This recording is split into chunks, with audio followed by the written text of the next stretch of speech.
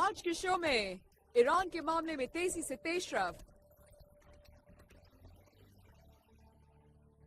میں ہوں انیکا عثمان اور آپ دیکھ رہے ہیں خبروں سے آگے.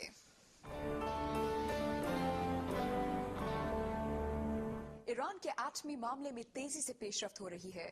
پہلے امریکہ کی جانب سے ایران سے براہ راست مذاکرات کی پیشکش کی گئی اور پھر امریکہ اور چند دیگر ممالک کی جانب سے ایران کے لیے مراد اور پابندیوں کا ایک پیکج دینے کا اعلان کیا گیا. ایران کے معاملے کی صورتحال کی مزید تفصیل جاننے کے لیے چلتے ہیں کوکب فشوری کے پاس. شکریہ نیکا. آپ نے بالکل صحیح کہا، ایران کے معاملے پر پیش رفت بہت تیزی سے ہو رہی ہے. جیسے کہ ہم جانتے ہیں کہ امریکہ اور ایران کے درمیان تقریباً 27 سال سے سفارتی تعلقات نہیں ہیں، لیکن اس کے باوجود براہ راست مذاکرات کی پیشکش کی گئی، مشروط ہی صحیح کچھ شرائط کے ساتھ، لیکن اسے یہاں جو سفارتی حلقے ہیں وہ بہت سگنیفیکنٹ سمجھ رہے ہیں واشنگٹن میں. اور پھر اب جو مراد اور جو پابندیوں کے پیکج کی جس کی بات کی جا رہی ہے اس کا بھی اعلان تو پوری طرح سے اس پیکج کی تفصیلات تو سامنے نہیں آئی ہیں، لیکن لوگ کہہ رہے ہیں کہ یہ ڈپلومیسی میں ایک بہت اہم پیش رفت ہے. تو آئیے ہم آپ کو اس بارے میں ایک رپورٹ دکھاتے ہیں. خیر مقدم تو کیا ہے، لیکن ساتھ ہی اس نے امریکہ کی جانب سے یورینیم کی افزودگی کی شرط کو رد کر دیا ہے. ایرانی وزیر خارجہ منوج متقی کا کہنا ہے کہ ایران مذاکرات کی پیشکش کا خیر مقدم کرتا ہے، لیکن ہم اپنے حقوق کو ترک نہیں کریں گے. ہم ایرانی قوم کے نیوکلیئر حقوق پر کوئی بات نہیں کریں گے، البتہ ہم ایک منصفانہ، غیر مبہم اور غیر امتیازی فریم ورک کے تحت مشترکہ مسائل پر بات کرنے کو تیار ہیں. وزیر خارجہ کونڈولیزا رائس کا کہنا ہے کہ ایران کی جانب سے نیوکلیئر ہتھیاروں کے حصول کی کوشش دنیا کے لیے خطرہ ہے، مگر ایران کا کہنا ہے کہ اس کا نیوکلیئر پروگرام پرامن مقاصد کے لیے ہے. بات چیت کی پیشکش کرتے ہوئے وزیر خارجہ کونڈولیزا رائس نے کہا تھا کہ ایران کو مذاکرات یا پابندیوں میں سے ایک کا انتخاب کرنا ہوگا. پاس یہ موقع Iran Bharat gas pipeline کے منصوبے پر بھی فرق پڑ سکتا ہے. اس منصوبے کے بارے میں امریکی موقف بتاتے ہوئے امریکہ کے نائب معاون وزیر خارجہ پال سائمنز نے کہا، ہمیں اس پائپ لائن کے بارے میں خدشات ہیں اور ہم اس بارے میں کھل کر اظہار بھی کر چکے ہیں. ہم سمجھتے ہیں کہ پاکستان کو بہت احتیاط سے اس بات کا جائزہ لینا چاہیے کہ اپنی توانائی کی ضروریات پوری کرنے کے لیے وہ جن ذرائع کا استعمال کر رہا ہے وہ کتنے محفوظ ہیں، اور اسے یہ بھی دیکھنا چاہیے کہ جن ممالک سے وہ گیس لے رہا ہے وہ کتنے قابل بھروسہ ہیں.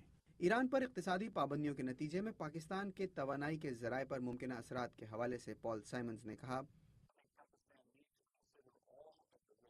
میرا خیال ہے کہ پاکستان کو کسی ایک ملک پر اپنی توانائی کی ضروریات کے لیے انحصار کرنے سے پہلے تمام پہلوؤں کا جائزہ لینا چاہیے، مثلا یہ کہ اس ملک پر انحصار کرنے میں کیا سیاسی اور معاشی خطرات ہو سکتے ہیں. اس لیے ہم سمجھتے ہیں کہ پاکستان کو وسطی ایشیائی ریاستوں کے بارے میں ضرور غور کرنا چاہیے. اسی طرح سے LNG کے حصول کے لیے عالمی مارکیٹ کے بارے میں سوچنا چاہیے. اس کے علاوہ پاکستان کو ملک میں موجود توانائی کے ذرائع کو بھی دیکھنا چاہیے اور ایسا ماحول پیدا کرنا چاہیے جس میں اس کے اپنے ذرائع میں اضافہ کیا جا سکے. امریکہ اور دیگر ممالک کی جانب سے ایران کو پیکج کی پیشکش کے بارے میں مشرق وسطی کے امور کے ماہر ڈاکٹر فاروق حسنات کا کہنا ہے کہ اس کے مثبت اثرات ہو سکتے ہیں. امریکہ اور دوسرے یورپین ممالک کی طرف سے جو ایران کو پیکج دیا گیا ہے یہ ایک بہت بڑی پیش رفت ہے، چونکہ اس سے کافی حالات میں بہتری ہونے کے ہمیں امکانات نظر آ رہے ہیں، اور آگے آنے والے وقتوں میں ہم دیکھیں گے کہ مذاکرات کی میز پر دونوں فریق بیٹھیں گے. امریکہ کی طرف سے ایران کو بات چیت کا پاکستان سمیت کئی ممالک نے خیر مقدم کیا ہے. مبصرین کا کہنا ہے کہ امریکہ کی طرف سے بات چیت اور اب اس پیکج کی پیشکش سے ان لوگوں کے موقف کو تقویت ملی ہے جو سمجھتے ہیں کہ سفارتکاری کے ذریعے ہر مسئلہ حل کیا جا سکتا ہے. Kaukab Farshori, voice of America, Washington. Iran ہی کے موضوع پر فیض رحمان نے بات کی مڈل ایسٹ انسٹیٹیوٹ کے فاروق حسنات سے. حسنات صاحب، امریکہ نے تقریباً 26-27 سال بعد ایران کو دوبارہ مذاکرات کی پیشکش کی ہے، اور اسپیشلی اس مسئلے پر، نیوکلیئر انرجی کے مسئلے پر، نیوکلیئر ویپنز کے مسئلے پر. تو آپ کے خیال میں اس کی کیا وجہ ہے، اس اہم ڈیولپمنٹ کی؟ بالکل آپ نے بجا کہا کہ یہ بہت دیر بعد ایسے ہو رہا ہے کہ پہلے ایران نے رضامندی ظاہر کی بات چیت کے لیے اور پھر امریکہ نے کی مختلف وجوہات کی بنا پر، اور اس طرح کم ہی ہوا ہے کہ دو پارٹیز اس قدر ایکسٹریم ان کے ویوز ہوں اور ایک دوسرے سے بات بھی نہ کرنا چاہیں، پھر اچانک ہم سنتے ہیں کہ دونوں تیار ہیں بات چیت کرنے کے لیے. اس کی مختلف وجوہات ہو سکتی ہیں. میرے نزدیک نمبر 1 وجہ تو یہ ہے کہ امریکہ کا اپنے اندر صدر بش کا اپروول ریٹ بہت نیچے ہو گیا اور ان کا اپنا جو لیوریج ہے یا کچھ کرنے کا وہ بہت کم ہو گیا ہے.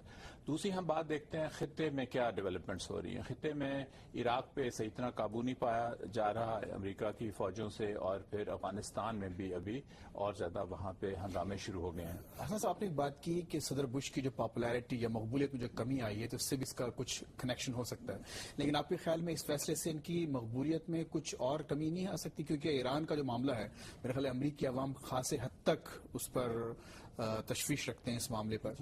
لیکن دوسری طرف دیکھیے نا کہ اور آپشن کیا ہے. دوسری طرف یہ آپشن تھا ملٹری ایکشن.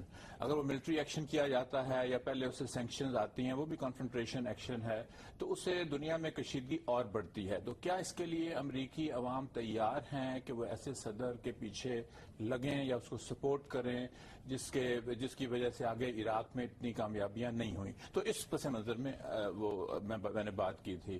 تو خطے میں جو تبدیلیاں ہوئی ہیں یا جو پریشرز ہیں اس پہ بھی امریکہ نے یہی سمجھا کہ ہم حملہ تو نہیں کر سکتے، نہ ہی ہم فوجی طاقت استعمال کر سکتے ہیں اور نہ ہی اقتصادی پابندیاں لگا سکتے ہیں، اس لیے کہ چائنا اور روس نے ان کا ساتھ نہیں دیا سیکیورٹی کونسل میں، اور انہوں نے کہا کہ اس قسم کی ہم ریزولوشن منظور نہیں کریں گے. اس لیے ہم دیکھتے ہیں کہ ریزولوشن ایک ڈرافٹ پیش کیا گیا لیکن اس کے بعد اس کو پینڈنگ وہیں چھوڑ دیا گیا. اچھا، آپ نے جن عوامل کا ذکر کیا اس میں عراق وار بھی ایک فیکٹر ہو سکتا ہے؟ بہت ضروری. عراق وار تو بہت ضروری فیکٹر ہے. عراق وار سے مراد یہ ہے کہ عراق کی صورتحال پہ پوری طرح قابو امریکہ نہیں پا سکا. ایک تو ملٹری کے طور پہ یعنی فوجی لحاظ سے، دوسرا ادارے بنانے میں، اور وہاں پہ اقتصادی ترقی کا جو عمل خیال کیا جا رہا تھا ہم شروع کریں گے وہاں پہ کنٹرول حاصل کرنے کے بعد، وہ نہیں ہو پا رہا. تو اس سے زیادہ مصیبتوں میں اضافہ ہو رہا ہے اور خطے میں بے چینی پھیل رہی ہے. اچھا دیکھیے، پالیسی میں تھوڑا سا آپ کو تضاد نظر آتا ہے. ایک طرف آپ نے دیکھا کہ عراق پر WMDs یعنی جو ویپنز آف میس ڈسٹرکشن ہیں ان کو ختم کرنے کے لیے حملہ کیا گیا، افغانستان پر حملہ کیا گیا، نارتھ کوریا سے مذاکرات ہوئے، ایران سے اب مذاکرات ہو رہے ہیں. تو آپ کیا سمجھتے ہیں کہ جن ملکوں کے پاس نیوکلیر ٹیکنالوجی ہے تک کیا وہ زیادہ محفوظ ہیں یا ان کے پاس زیادہ لیوریج ہے بات چیت کا؟ فیض صاحب، اس میں دیکھیے نا، اس سے سبق سیکھنے کی بات ہے کہ امریکہ نے حملہ کیا عراق کے پر، ان کا خیال تھا کہ آرام سے ہم کنٹرول سنبھال لیں گے اور زیادہ ہمیں اپوزیشن کا سامنا نہیں کرنا پڑے گا.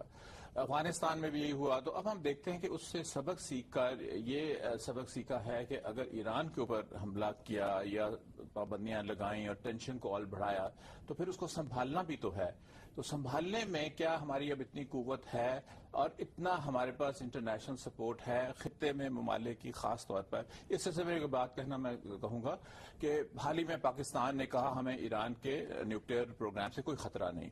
یہی بات عراق نے کہی، یہی افغانستان نے کہی، یہی ترکی نے کہی. تو سارے عالمی منظر بھی جو ہے پوری اور ہمسائے یعنی کہ ریجنل جو ممالک ہیں، اگر ان کو خطرہ نہیں ہے تو پھر دوسروں کو کیا اس سے خطرہ ہو سکتا ہے؟ وہاں سے سپورٹ بھی نہیں ملی.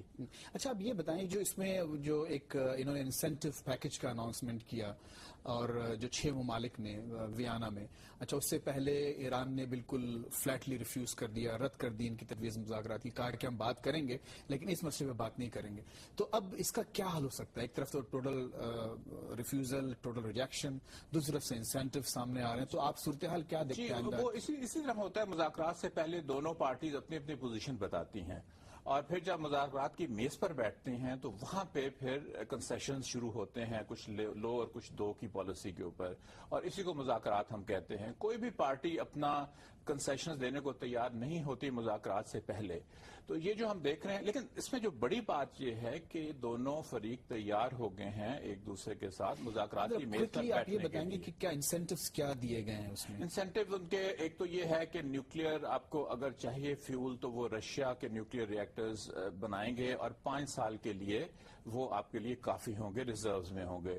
دوسرا ان کو کہا گیا ہے کہ WTO کا آپ کی ہم مدد کریں گے کہ اس کا آپ ممبر بن سکیں، جس سے ان کو مراحل ضمانات ملیں گی تجارت وغیرہ میں. تیسرا ان کو کہا گیا کہ ٹیکنالوجی کی جو ٹرانسفر ہے اور جو دوسری اکنامک فیسلٹیز ہیں وہ ہم آپ کو دیں گے. انسینٹیوز تو یہ دیے گئے ہیں ایران. تو آپ کے خیال میں ایران کا یہ فائدہ ہے ان تمام باتوں کو ماننے میں، یا وہ اسٹل آپ کی کیا پیشن گوئی ہے؟ میری پیشن گوئی یہ ہے کہ مذاکرات کی میز پر اگر یہ آ جائیں، اس تک یہ لیول آ جائے، تو پھر ایران شاید اس قسم کا انسینٹیو کو قبول کر لے. حسنات صاحب، once again thank you very much. آپ نے بہت اچھی باتیں کی. بہت ویری مچ. آپ نے بہت اچھی باتیں کی.